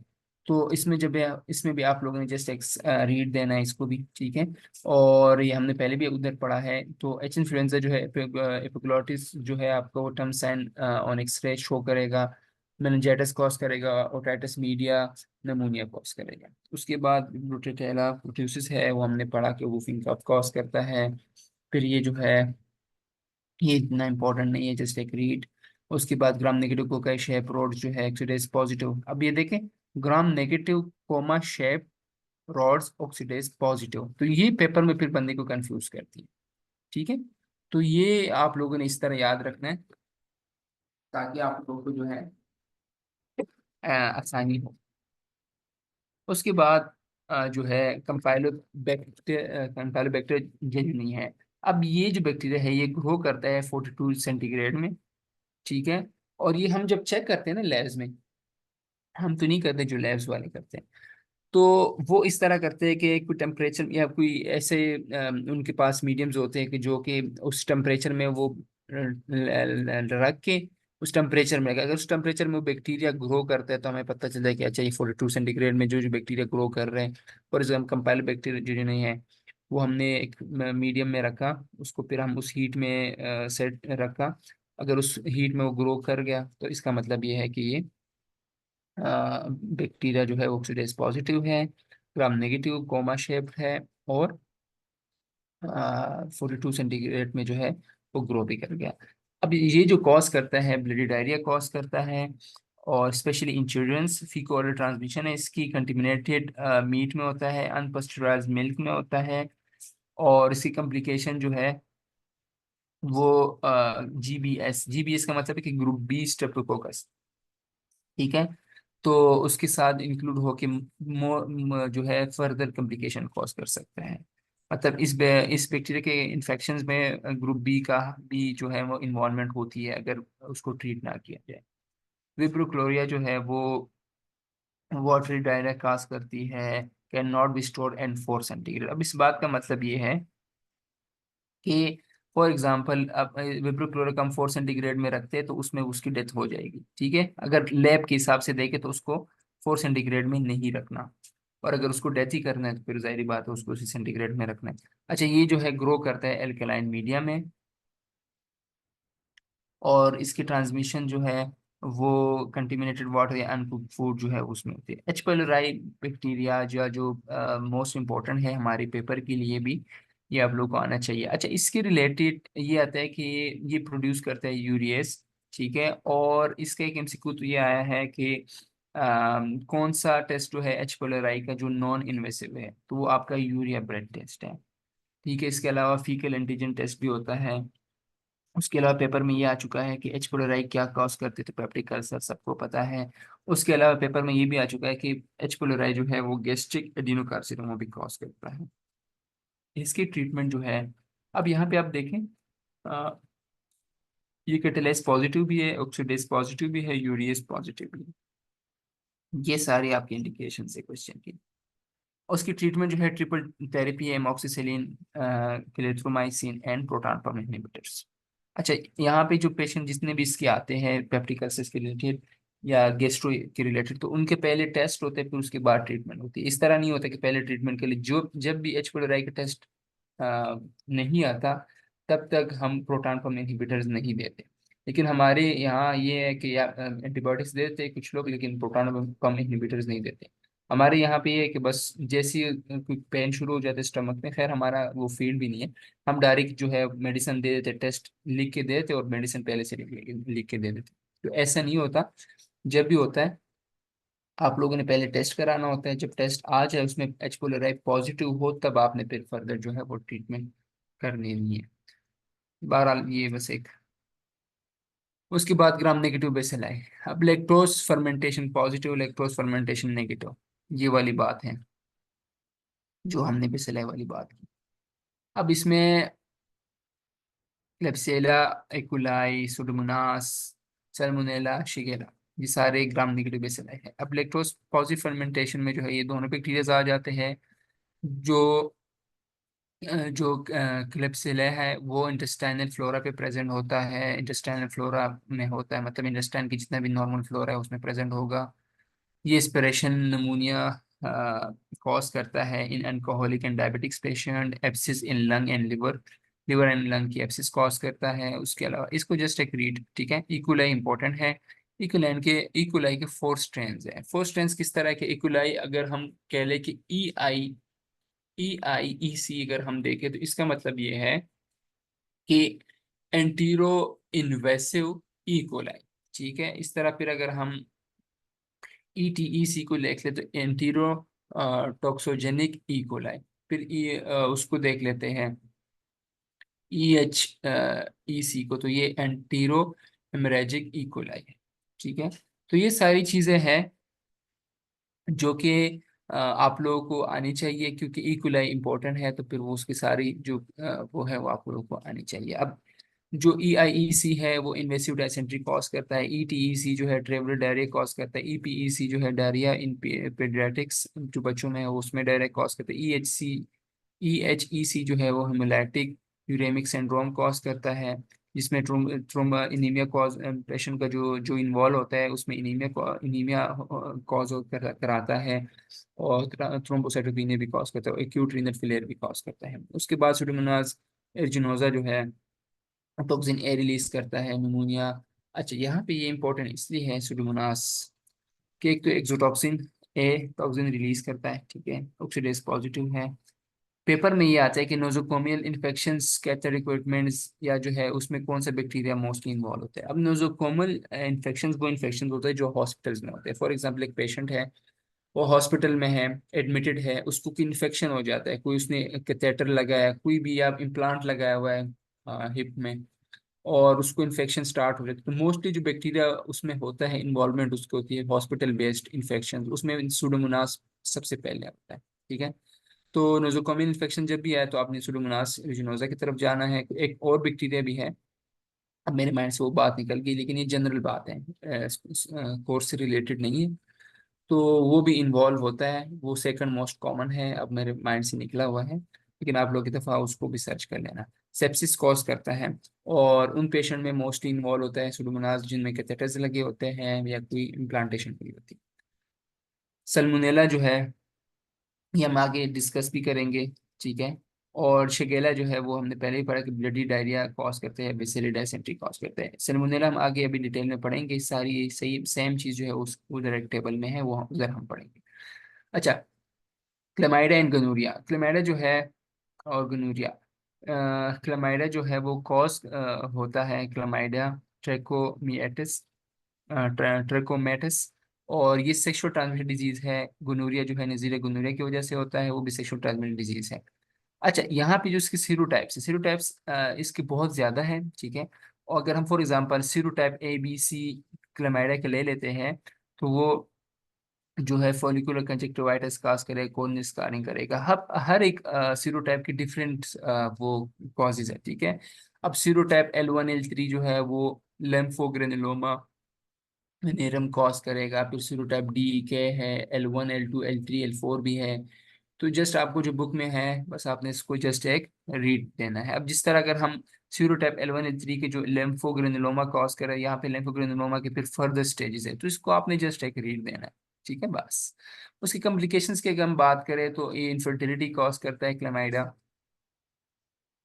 और एक्टोपिक प्रेगनेंसी कॉज करता है, जो गोनोरिया है वो भी इनफर्टिलिटी कॉज करता है, रैशेज और बाकी जस्ट एक रीड, ये इतना वो नहीं है, बस आपने आप लोगों को पता होना चाहिए कि सेक्सुअल ट्रांसमिटेड डिजीजेस हैं, और एक रीड देना है। ट्रीटमेंट को भी एक रीड देना है। इसकी इन्वेस्टिगेशन इंपॉर्टेंट है कि इन्वेस्टिगेशन में जो है अगर क्लैमाइडिया है तो उसमें न्यूक्लियर एसिड एम्प्लीफिकेशन टेस्ट होता है, जो गोनोरिया है उसमें ग्राम स्टेन एंड कल्चर होता है, जिसको हम इन्वेस्टिगेशन ऑफ जो है वो इसमें भी जो है न्यूक्लियर एसिड एम्प्लीफिकेशन टेस्ट आप इसमें भी कर सकते हैं, और ग्राम स्टेन एंड कल्चर भी कर सकते हैं। अगर इन्वेस्टिगेशन ऑफ चॉइस पूछे तो फिर ग्राम स्टेन एंड कल्चर है। अच्छा, उसके बाद गाइडलाइंस है कुछ, इसको भी जब जस्ट आप लोगों ने जो है रीड करो।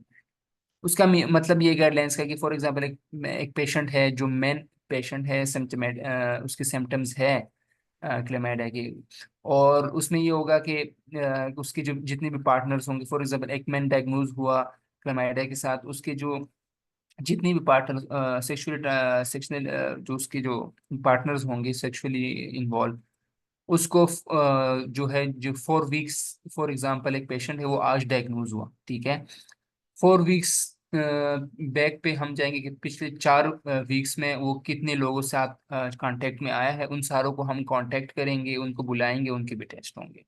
तो उसके रिलेटेड कोई गाइडलाइंस है, लेकिन बस आप लोगों ने जस्ट एक रीड देना है, ये पेपर्स में नहीं आते, लेकिन बस आइडिया होना चाहिए। उसके बाद है सेफाइलस। सेफाइलस जो है वो कॉज होता है ट्रिपोनीमिया पेरिडम से। इसमें फिर प्राइमरी सेफाइलस आता है, secondary syphilis, tertiary syphilis and congenital syphilis. Primary syphilis जो है वो लोकलाइज्ड डिजीज है, presenting with painless chancre. Painless chancre का मतलब है कि पेनलिस अल्सर। ठीक है, तो ये आप लोग प्राइमरी सेफाइलस में आ जाएगा, ये भी पेपर में आ चुका है। सेकेंडरी सेफाइलस में जो है wart like wart lesion on genitals, तो ये भी पेपर में आ चुका है सेकेंडरी। और स्नेल अल्सर भी पेपर में आ चुका है। बाकी म्यूको पेपेलर रैशेस है बाकी भी, लेकिन आप जस्ट रीड, लेकिन ये जो चीज़ें इंपॉर्टेंट है प्राइमरी भी सेकेंडरी भी। टर्शियरी सिफारिश जो है क्रोनिक ग्रेनुलोमास कॉज करता है, जिसको हम गुमास भी बोलते हैं, ये भी पेपर में आप लोगों का आ चुका है। प्रोस्टिट्यूट प्यूपल या प्यूपल कंस्ट्रिक्ट्स होते हैं with accommodation but is not active to light. Okay, तो ये सारी बस एक आप लोगों ने जस्ट रीड देनी है, लेकिन गुमास प्रोस्टिट्यूट प्यूपल ये आप लोग को आने चाहिए। प्राइमरी सेकेंडरी टर्शियरी इंपॉर्टेंट है। उसके बाद कंजेनिटल सिफायरिस भी इंपॉर्टेंट है, पेपर में बहुत दफा आ चुका है। Saddle nose deafness, Hutchinson teeth, और उसके अलावा जो है ब्लंटेड अपर इंसाइजर टीथ भी इस तरह डायरी का आ सकते हैं, या जो है मतलब पूरा आ सकता है। Linear scar at the angle of mouth भी आ सकता है। तो ये कंजेनिटल सिफायरिस भी काफी दफा आ चुके हैं। सिफायरिस आपका इंपॉर्टेंट टॉपिक है। उसके बाद डायग्नोसिस की अगर हम बात करें, तो सबसे जो पेपर में अभी तक आ चुका है वो specimen obtain from genetic source, ये आप लोगों का आ चुका है, तो ये आप लोगों को आना चाहिए। उसके अलावा सीरोलॉजिकल टेस्ट भी होते हैं, VDRL भी होता है। कंफर्मेटरी डायग्नोसिस के लिए हम FDA ABS भी करते हैं। इसको जस्ट एक रीड देना है। ट्रीटमेंट जो है बेंजाइल बेंसेलिन है, अल्टरनेटिव में डोक्साइक्लिन है। उसके बाद टाइफिडॉट एंड पैराटाइफिडॉट फीवर आ जाता है नेक्स्ट स्लाइड की तरफ। तो इसमें जो है टाइफाइड टाइफाइड जो है सल्मोनेला टाइफी, टाइफाइड फीवर जो है वो या एंटेरिक फीवर जो है वो सल्मोनेला टाइफी से होता है। ठीक है, और उसके अलावा जो है पैराटा पैराटा पैराटाइफाइड जो है उसमें जो बैक्टीरिया फॉल करते हैं वो सल्मोनेला पैराटाइफी ABC है। अब इसके वीक्स की अगर हम बात करें, वीक्स में ये होता है कि फर्स्ट वीक में जो क्लिनिकल फीचर्स है एंटेरिक फीवर की, वो ये कि हाई ग्रेड फीवर होगा। ठीक है, हाई ग्रेड फीवर होगा, हेडेक होगा, कॉन्स्टिपेशन होगी, एब्डोमेन पेन होगा, रिलेटिवली ब्रेडिकार्डिया होगा। सेकंड वीक में अगर कंटिन्यू ट्रीट नहीं हुआ, सेकंड वीक में रो स्पॉट उसके अपर एब्डोमेन पे अपेयर हो जाएगा, ये भी पेपर में आ चुका है। और rash on upper abdomen and lower chest which blanch on pressure, spleen में गैली होगी, डायरिया होगा। अच्छा, पहले में कॉन्स्टिपेशन है, दूसरे में डायरिया है। पहले में एब्डोमिनल पेन है, दूसरे में जो है डिस्टेंशन ऑफ एब्डोमिन है। थर्ड वीक में जो है अगर फिर भी ट्रीट नहीं हुआ तो ये लाइफ थ्रेटनिंग है, उसमें GI ब्लीडिंग स्टार्ट हो जाएगी, परफोरेशन हो जाएगी GI ट्रैक की, और जो है मायोकार्डाइटिस भी हो सकते हैं, नमोनिया भी हो सकते हैं, पेंक्रेटाइटिस भी हो सकते हैं। फोर्थ वीक में अगर सरवाइव कर गया तो रिकवरी की पीरियड की तरफ जाएगा। इफ सरवाइव नहीं किया, प्रॉपर डायग्नोज नहीं हुआ सारा कुछ, तो पेशेंट की लाइफ जो है वो डेथ की तरफ जा सकती है। उसके अगर डायग्नोसिस की बात करें तो ये भी इम्पोर्टेंट है, पेपर में काफ़ी दफ़ा आ चुका है कि वीक 1 में जो है अगर हम इसकी उसे 4 वीक्स का ड्यूरेशन है ना इसकी, तो अगर इसको हम देख लेते हैं कि फर्स्ट वीक में कौन सा टेस्ट होगा, सेकंड में, थर्ड में, वीक में, तो फर्स्ट वीक में जो हम टेस्ट कराएंगे वो ब्लड कल्चर होगा, ये पेपर में आ चुका है। सेकंड वीक में जो है इसमें हम विडाल टेस्ट या टाइफिडॉट टेस्ट करेंगे, विडाल टेस्ट पेपर में आ चुका है। उसके अलावा थर्ड वीक में जो है हम स्टूल कल्चर करेंगे, फोर्थ वीक में जो है यूरिन कल्चर करेंगे। इसकी मैनेजमेंट क्या है कि सपोर्टिव में ये है कि प्रॉपर हाइड्रेशन और न्यूट्रिशन को दे, ब्लड ट्रांसफ्यूजन, अगर बहुत ज़्यादा ब्लीडिंग हुई है तो ब्लड ट्रांसफ्यूजन की भी ज़रूरत पड़ सकती है।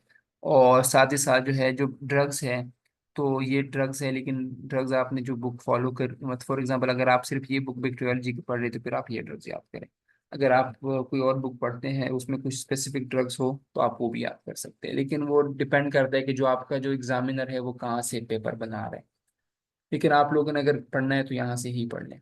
फिर उसकी प्रिवेंटेशन अगर हम देख लें कि एंटेरिक फीवर को प्रिवेंट कैसे करेंगे, तो हैंड वॉश हैंड वॉशिंग आ जाती है कि प्रॉपर हाइजीन रखेंगे, वाटर जो है वो क्लीन हमारा होना चाहिए, जो एग हम खाते हैं उसको प्रॉपर उसको बनाना है। कुछ लोग ये थे कि जैसे ही एग जो है बस डाल लेते हैं, बस थोड़ा सा ऑयल डाल के बस डायरेक्ट खाना स्टार्ट कर देते हैं, उसको प्रॉपर कुक करना होता है, ठीक है। तो ये इश्यूज कम होंगे। उसकी वैक्सीन्स भी आती है, तो कुछ लोग फिर वैक्सीन्स भी लगाते हैं पैसे इम्यूनाइजेशन के लिए। तो ये सारी चीज़ें हैं। उसके बाद अब बैक्टीरियोलॉजी, माइक्रोबायोलॉजी में हमारे बैक्टीरियोलॉजी आ जाता है, वायरोलॉजी आ जाता है, पैरासाइट्स। तो बैक्टीरियोलॉजी हमारा हो गया है, बैक्टीरियोलॉजी पोर्शन हमारा इंपॉर्टेंट पोर्शन है। अब हमारा आता है वायरोलॉजी। अब वायरोलॉजी जो है, डीएनए वायरसेस सबसे पहले आ जाते हैं। अच्छा, यहाँ पे जो टेबल जो डीएनए वायरसेस में जो है, फिर ये डीएनए वायरसेस में जो है, आप एक मिनट।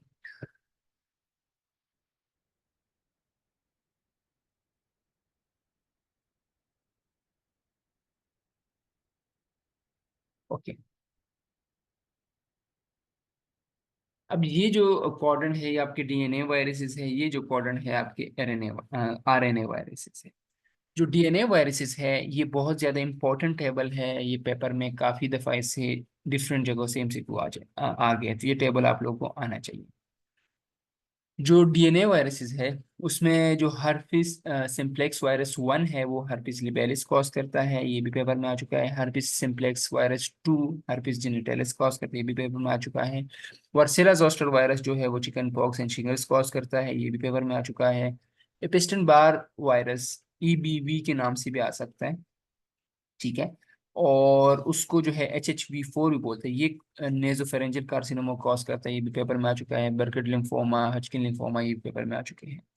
उसके बाद साइटोमेगेलो वायरस जो है HHV5 जो है वो क्या करता है, वो ये करता है कि ये वो पेशेंट को टारगेट उन पेशेंट को टारगेट करता है जो इम्यूनो कम्प्रोमाइज पेशेंट हो, खास करके एड्स में जो है टिनाइटिस कॉज करता है, नमूनिया कॉज करता है, जो इम्यूनो कम्प्रोमाइज पेशेंट होते हैं। अच्छा, यहाँ पे जो मोनो न्यूक्लियोसिस पॉजिटिव मोनोस्पॉट टेस्ट, अब ये कुछ टेस्ट है, तो ये इसमें भी इन्होंने मेंशन किए हुए हैं, ठीक है। और उसके अलावा HHV6 एंड 7 जो है, ये बस एक रीड दे देना। HHV8 most important, Kaposi sarcoma cause करता है, न्यूक्लोजम ऑफ एंडोथेलियल सेल का न्यूक्लियस है, ये कपूसी सार्कोमा कॉज करता है HHV8। और किन पेशेंट में करता है, HIV एंड एड्स, और जो ट्रांसप्लांटेड पेशेंट है। तो ये आप लोग को जो है आइडिया होना चाहिए इन चीज़ों का कि इम्यूनो कम्प्रोमाइज में कौन कौन से पेशेंट जो है वो इन्वॉल्व होते हैं। अब यहाँ पे साइटोमेगालोथ वायरस एंड HHV8 में लोग कंफ्यूज कर जाए, ठीक है। तो इसकी सिनेरियोस को आपको देख के फिर जो है अटेम्प्ट करना है, कि HHV8 आंसर होगा, लोग साइटोमेगालोथ वायरस कर लेते हैं। तो इसमें आप लोगों को जो सिनेरियोस है उसमें देखना होगा। HHV8 जो है Kaposi sarcoma neoplasm of endothelial cell seen in HIV AIDS and transplanted patient. अब साइटोमेगालो वायरस जो है वो in transplant patient AIDS retinitis. अब यहाँ इसका जो क्वेश्चन ज्यादातर आता है HHV8 का, वो HIV का आता है। साथ ही HIV जब आ जाता है तो आप लोगों को आइडिया हो जाएगा HHV8 की बात हो रही है, लेकिन आपने फिर भी चीजें देखनी होती है। हेपेटाइटिस बी वायरस जो है the only hepatitis virus which is DNA virus. तो हेपेटाइटिस बी वायरस जो है ये डीएनए वायरसेस है, बाकी सारे जो है वो आरएनए वायरसेस है। मतलब for example hepatitis A virus, hepatitis C, hepatitis D, hepatitis E, सारे जो है आरएनए वायरसेस हैं। एक्सेप्ट हेपेटाइटिस बी वायरस जो है वो डीएनए वायरसेस है, डीएनए वायरस है। ये भी आप लोगों के पेपर में आ चुका है। B19 वायरस जो है प्लास्टिक क्राइसिस क्रिएट करता है इन सिकल सेल डिजीज में, लेकिन इसको भी जस्ट एक रीड दे दे। HPV जो लास्ट हमारा वायरस है डीएनए का, इसमें जो HPV16 एंड 18 है ये सर्वाइकल कैंसर कॉज करता है, ये आप लोगों के पेपर में आ चुका है। उसके बाद हम आरएनए वायरसेस की तरफ आते हैं। आरएनए वायरसेस में येलो फीवर वायरस जस्ट एक रीड देनी है, रोटा वायरस जस्ट रीड देना, रूबेला वायरस जो है उसमें भी एक जस्ट रीड देना है। अच्छा, ये रूबेला वायरस आपने बहुत सुना होगा, हमारे पेपर्स में नहीं आया, जस्ट एक रीड। जो मीजल्स है एंड मम्स, ये इंपॉर्टेंट है। मीजल्स का जो क्वेश्चन आता है वो इस तरह आता है कि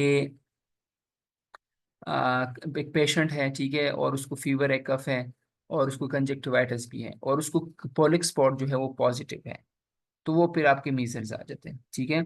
और कपोलिक स्पॉट इस तरह डायरेक्टली भी आते हैं। मीजल्स वायरस में जो मोस्ट कॉमन है आइडेंटिफिकेशन वो क्या है, तो वो कपोलिक स्पॉट है। कपोलिक स्पॉट क्या होता है कि Koplik spot follow 1 to 2 days later by mucolopapular rashes that start at the head and neck and spread downward। तो ये इस तरह स्पॉट्स आ जाते हैं कि पेशेंट जैसे इन्वॉल्व होता है, उसको फीवर होता है, कफ होता है, कंजक्टिवाइटिस होता है, जो पेरी ऑर्बिटल एरिया है वो स्वेल हो जाती है, रैशेस स्टार्ट होना शुरू हो जाती है। केपोल स्पॉट कह लेके एक रैशेस टाइप चीज है, या रैशेस आप भी कह सकते हैं डायरेक्ट। और वो स्टार्ट होते हैं हेड एंड नेक से और फिर स्प्रेड करते हैं डाउनवर्ड की तरफ। उसके अलावा अगर इसकी कॉम्प्लिकेशन देखे तो ओटाइटिस मीडिया भी कॉज करता है, एंसेफेलाइटिस भी कॉज कर सकता है, डिफरेंट वो मम्स जो हम अब आगे डिटेल्स भी पढ़ लेंगे। और रेबीज वायरस जो है ये इंपॉर्टेंट है, इसके जो खास करके जो उसकी जो शेप की बात होती है, बुलेट शेप वायरस है। इसमें जो बॉडीज इन्वॉल्व होती है तो निगरी बॉडीज है, ये भी इंपॉर्टेंट है। और इसकी जो प्रोग्रेशन है वो ये है कि जो पेशेंट है जो जिसको डॉग या बैट बाइट कर ले, तो उसमें ये कि फोटोफोबिया होगा, हाइड्रोफोबिया होगा, हाइपरसेलाइवेशन होगी, पैरालिसिस होगा, coma and death. Ebola virus just एक रीड, जिका वायरस जस्ट एक रीड, HIV वायरस यहाँ पे नहीं है, वो आगे है। हेपेटाइटिस वायरस हमने पहले भी बताया कि all hepatitis virus are RNA virus except hepatitis B virus जो कि DNA वायरस है। उसके बाद सम अदर इंपॉर्टेंट वायरसेस हैं। हेपेटाइटिस वायरस की हमने बात की, हेपेटाइटिस A वायरस जो है वो RNA वायरस है और फीकल रूट है उसका, नो क्रॉनिक स्टेट है, इसकी कोई क्रॉनिक स्टेट नहीं है, ये हेपेटोसेलुलर कार्सिनोमा कॉज नहीं करता। हेपेटाइटिस बी जो है DNA वायरस है, ये हेपेटोसेलुलर कार्सिनोमा कॉज करता है, इसका कैरियर स्टेज होता है। हेपेटाइटिस C वायरस जो है वो भी हेपेटाइटिस बी DNA वायरस है, हेपेटाइटिस C जो है RNA वायरस है, कैरियर स्टेज इसका है हेपेटोसेलुलर कार्सिनोमा, ये भी कॉज करता है। हेपेटाइटिस D वायरस जो है इसकी, ये भी RNA वायरस है, हाईएस्ट फर्टिलिटी रेट है इसकी association with hepatitis B virus. और ये उनमें ज्यादा होता है जो कि ड्रग यूजर होते हैं, IV ड्रग यूजर जो होते हैं उनमें इसके चांसेस बहुत ज्यादा होते हैं। अच्छा, हेपेटाइटिस E वायरस जो है RNA वायरस है और फीकल रूट है। उसके अलावा फिर इसको जस्ट एक रीड दे दें, ठीक है। और उसके अलावा मीजल्स है, फिर हमने पहले भी डिस्कस किया। और इसकी मोड ऑफ ट्रांसमिशन जो है रिस्पायरेटरी ड्रॉपलेट्स है। और उसमें अगर हम पहले से इसकी वैक्सीन्स कर लेते हैं मीजल्स के तो फिर मीजल्स नहीं होते। साइन सिम्टम्स हमने, क्लिनिकल फीचर हमने डिस्कस कर लिए, कॉम्प्लिकेशन भी बता दिए।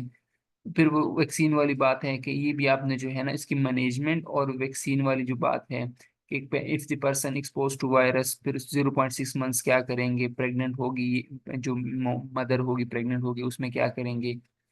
तो या जो फॉर एग्जांपल एक बंदा एक्सपोज हो गया तो उसके साथ यहाँ पे देखें कि vaccine within 72 hours of exposure for susceptible individuals, तो उसमें विद इन 72 आवर में भी हम जो है वैक्सीन लगा सकते हैं जो हमें लगे कि ये पर्सन जो है वो सब्सेप्टिबल है उसी, या एक्सपोज हुआ है या सब्सेप्टिबल है कि वो एक्सपोज हो जाए, तो हमने उसको वो जो है 72 आवर विद इन जो है वो वैक्सीन लगानी होती है। जो प्रेग्नेंट और इम्यूनो कम्प्रोमाइज पेशेंट्स हैं वो उसको इम्यूनो सीरम ग्लोबिन देते हैं। 0 to 6 मंथ्स जो है उसको भी immuno serum globin, if the mother is not immune, उसको भी देते हैं। फॉर एग्जांपल मदर उसकी इम्यून नहीं थी, अब बेबी है, उसको भी जो है हम इम्यूनो सीरम ग्लोबिलिन ग्लोबिलिन देंगे। फिर वजीरा जोस्टर्स की बात आ जाती है। वजीरा जोस्टर जो है प्राइमरी इन्फेक्शन जो वो कॉज करता है वो चिकन पॉक्स कॉज करता है। फिर रिएक्टिव इन्फेक्शन जो है रीएक्टिवेशन, फॉर एग्जांपल एक पेशेंट है उसको वजीरा जोस्टर जो है उसकी प्राइमरी इन्फेक्शन हुआ, उसको चिकन पॉक्स हो गया, अब वो ट्रीट कर गया। अब उसके बाद कुछ अरसे बाद या कह लें कि 10-20 ईयर्स बाद उसको दोबारा वो जो वायरस है वो दोबारा एक्टिव हो गया, तो वो क्या कॉज करेगा, शिंगल्स। ये पेपर में आ चुका है।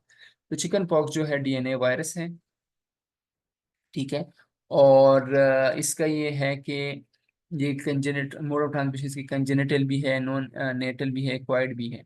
एक्वायर्ड फिर रिस्पायरेटरी ड्रॉपलेट्स के थ्रू होता है। अच्छा, इसके जो प्रेजेंट क्लिनिकल फीचर है वो ये होता है कि टीयर ड्रॉप वेसिकुलर रैश होते हैं, इंटेंसिवली एची होते हैं और रैपिडली प्रोग्रेस करते हैं।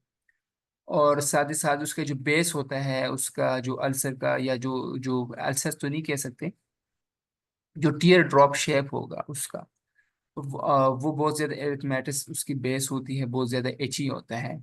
और उसके अलावा जो है उसकी कम्प्लिकेशन की अगर हम बात करें तो उन पेशेंट में जो है सुपर इन्फेक्शंस भी हो सकते हैं, खास करके स्टेफाइलोकोकस ऑरियस के। फॉर एग्जांपल एक पेशेंट को, बेबी को या चिल्ड्रन को जो है चिकन पॉक्स हुए हैं, तो उसमें स्टेफाइलोकोकस ऑरियस के सुपर इन्फेक्शन के चांसेस बहुत ज़्यादा होते हैं। इंसेफेलाइटिस कॉज कर सकता है। बाकी आपने जस्ट एक रीड देना, इसको भी एक रीड देना, लेकिन आप लोगों को आइडिया होना चाहिए, खास करके चिकन पॉक्स प्राइमरी इन्फेक्शन है, रिएक्टिव इन्फेक्शन जो है ऊपर शिंगल्स है। ये पेपर में आ चुका है। ओके, उसके बाद शिंगल्स है। शिंगल जो है, when a person recover from chicken pox the virus remain in the dorsal root ganglion of sensory nerve, और सीरस zoster virus when reactive later in life cause shingles. तो ये आपको मैंने जो बताया वेरी पेनफुल होते हैं। इसके भी जो है रैशेज होते हैं। द रैशेज में last as long as 4 weeks with pain persisting for week और मंथ। पोस्ट हेपेटिक न्यूरोलैजिया भी हो सकता है। रमसी हंट सिंड्रोम भी हो सकता है। इसके लिए फिर वही गाइडलाइंस है, आप लोगों ने जस्ट इसको एक रीड देना है, और आपको ये पता होना चाहिए कि प्राइमरी कौन सा है, रिएक्टिव कौन सा है। उसके बाद मम्स है। मम्स जो है वो आरएनए वायरस है। इसके क्लिनिकल फीचर ये है कि fever, swollen salivary gland specially parotid gland, unilateral भी हो सकता है, बायलेटरल भी हो सकता है। मोस्ट कॉमन जो है वो बायलेटरली इन्वॉल्वमेंट होती है पैरोटिड ग्लैंड्स की। कम्प्लिकेशन इसके, अगर इसको ट्रीट ना किया जाए तो इसकी कम्प्लिकेशन ये होती है कि मायोकार्डाइटिस एंड एथराइटिस कॉज कर सकते हैं, पेंक्रेटाइटिस कॉज कर सकता है, और मेनिंजियो इंसेफेलाइटिस जो है वो उसका मोस्ट कॉमन कम्प्लिकेशन है। एच इन्फ्लुएंजा जस्ट एक रीड। डेंगू फीवर जो है, डेंगू फीवर इंपॉर्टेंट है पेपर के लिहाज से। उसमें जो है डेंगू वायरस जो है केजेटिव एजेंट है, और उसकी मोड ऑफ ट्रांसमिशन जो है बाइट ऑफ फीमेल मॉस्किटो। और उसके अलावा इसकी जो फीचर्स है, क्लिनिकल फीचर है कि हाई ग्रेड फीवर होगा, एकदम जो है वो ऑनसेट होगा, एकदम जाएगा। फॉर एग्जांपल एक पर्सन है, वो इसको डेंगू है, उसको बहुत सडनली हाई फीवर होगा और सडनली फीवर गायब हो जाएगा। कंटिन्यूस फीवर पैटर्न भी हो सकता है कुछ पेशेंट्स में, और सेवियर हेडेक भी हो, सेवियर हेडेक होता है, पीरी ऑर्बिटल पेन होता है, मसल एंड जॉइंट में बहुत ज्यादा कंटिन्यूस पेन होता है। और कुछ लोगों में जो है डेंगी हेमरेज फीवर भी होता है, डेंगी शॉक सिंड्रोम भी होता है। उसके लिए कुछ टेस्ट है कि अगर अर्ली स्टेजेस में हम अगर करते हैं तो डेंगी NS1 करेंगे, अगर डेंगी सर्ोलॉजिकल हमने देखनी IgG and IgM later stages करेंगे। इसकी सपोर्टिव ट्रीटमेंट होती है। फॉर एग्जांपल एक पेशेंट है, उसको डेंगू हुआ है, तो उसकी जो फीवर है उसके लिए हम फीवर के लिए मेडिसिन देंगे, अगर उसको पेन है तो उसको जो है पेन किलर्स देंगे। ये सारा जो है उसकी जो जो उसके कंप्लेंट्स होंगे उस हिसाब से हम उसको ट्रीट करेंगे।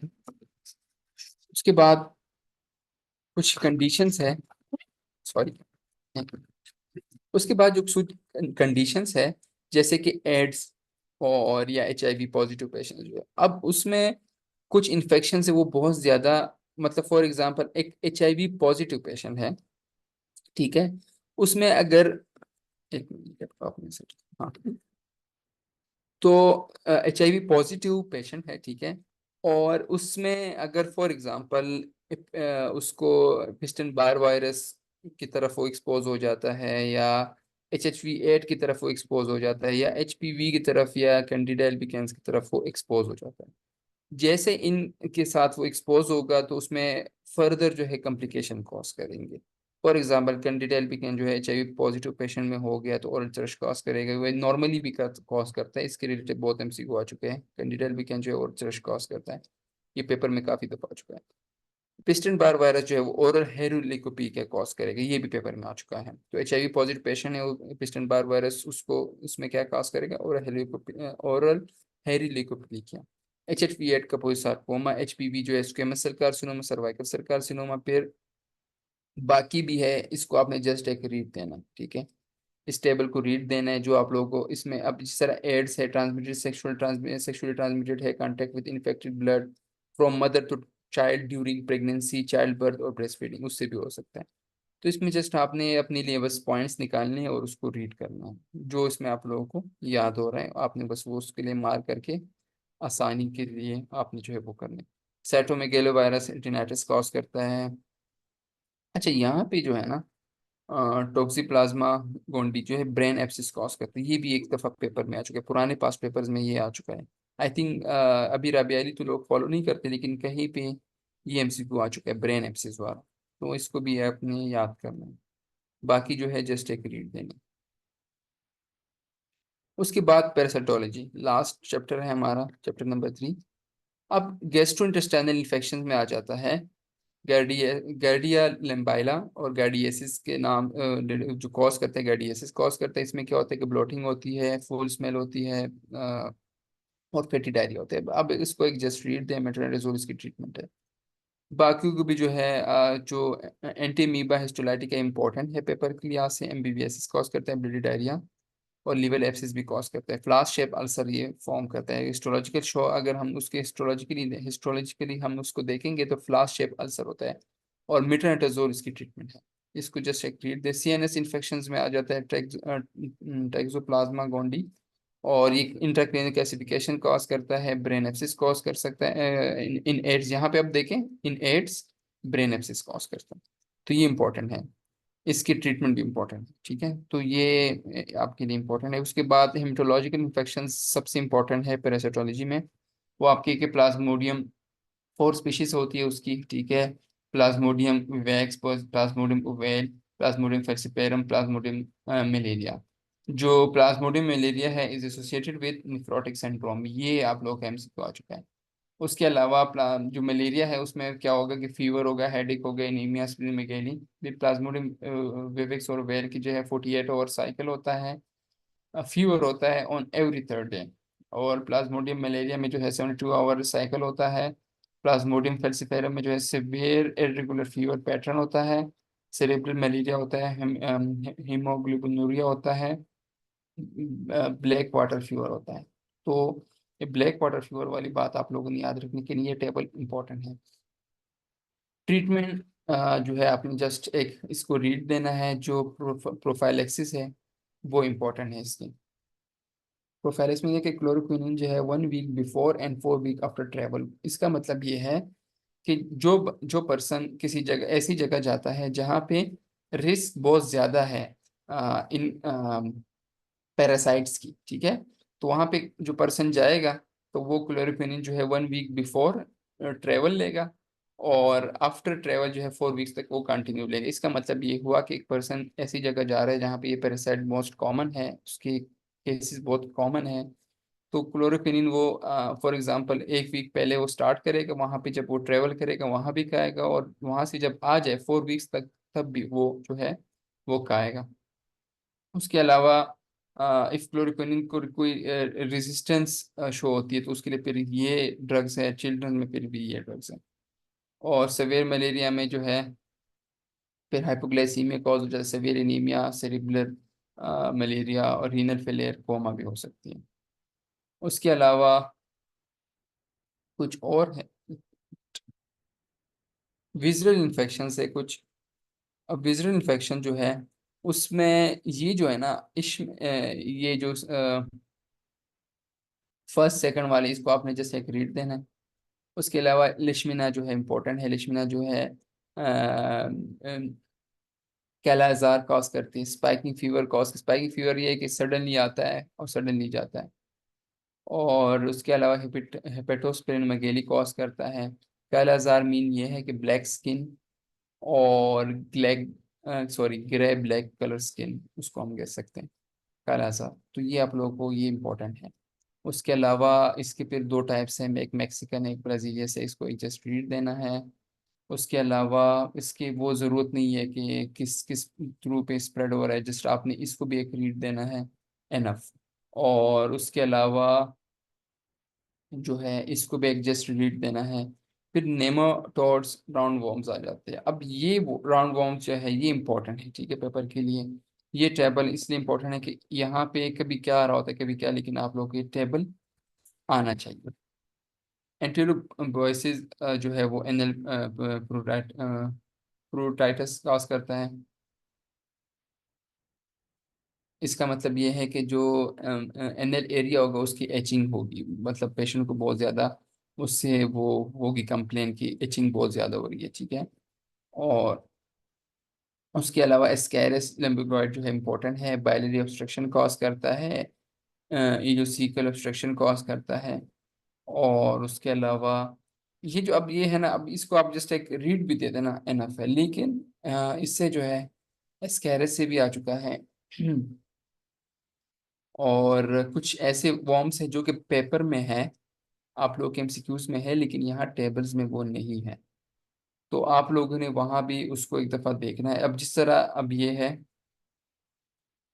ट्रिकोनोसिस, तो ये ट्रांसमिट जो है वो अंडर कुक मीट पे होता है, और उसमें भी फीवर, वॉमिटिंग, नोजिया और वो सारी चीज़ें हैं। और उसके अलावा जो है अब यहाँ पे ये जो कॉज राउंड वॉर्म जो कॉज करता है रेक्टल प्रोलैप्स इन चिल्ड्रन, उसमें कॉज करके किच में रिवर ब्लाइंडनेस। तो ये बस एक वो है कि हमारी फील्ड की रिलेटेड चीज़ें हैं नहीं, हमें याद भी नहीं होती। बस आप लोगों ने बस एक रीड देना है, जो आप लोगों को जो जो याद हो रहा है आप उसको याद रख लें।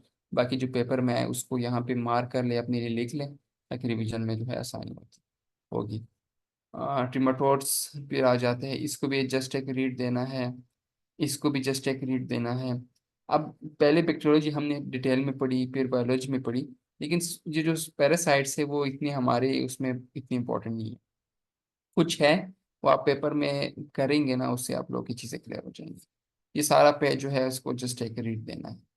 उसके बाद एक्स्ट्रा क्विक पॉइंट्स जो है, अच्छा यहाँ पे जो है ये सारा इन्होंने वो शॉर्ट करके लिखे। जिस तरह हमने यूटीआई उधर पढ़ा था कि इक्वलाई फर्स्ट है, फिर सेकंड पे दूसरा वाला पे, थर्ड पे जो है तीसरा वाला है, वहाँ पे हमने पढ़ा था। इस तरह जो है केले के फेशियल नर्व पैल्सी जो है वो क्या होता है कि लैम डिजीजेस जो है बुरेलिया जो है वो लैम डिजीज कॉज करते हैं। उसमें क्या होता है कि फेशियल नर्व पाल्सी हो जाती है।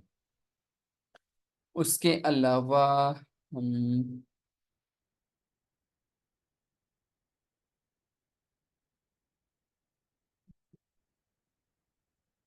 हाँ, अब जिस तरह अब न्यूट्रोपेनिक पेशेंट्स है, ठीक है, कैंडिडियल बिकेन्स में जो है सिस्टेमिकली अगर वो इन्वॉल्व हो जाता है तो वो न्यूट्रोपेनिक कॉज, न्यूट्रोपेनिक का मतलब है कि जो न्यूट्रोफिल है वो डिक्रीज हो जाएंगे उन पेशेंट्स में। तो ये अब देखिए डायरेक्टली बात है, जस्ट आपको अगर अपनी आप अब जिस तरह पस है, एप्सिस, उन्होंने स्टेफाइलोकोकस और इसकी बात की है, हम अब तो ये शॉर्ट है, ये आपको कंफ्यूज करेंगे। ठीक है, अगर आपने कोई सीक्वेंस याद करना है इससे तो कर लें, या अगर पीछे कोई इस टेबल में पीछे जितना भी हमने डिस्कस किया कुछ चीज़ें उसमें नहीं होगी जो हमने पीछे पढ़ी, जैसे कि कैट स्क्रैच डिजीज है वहाँ पे नहीं थी, तो आप उसको अगर एक रीड देना चाहते हैं तो दे दें।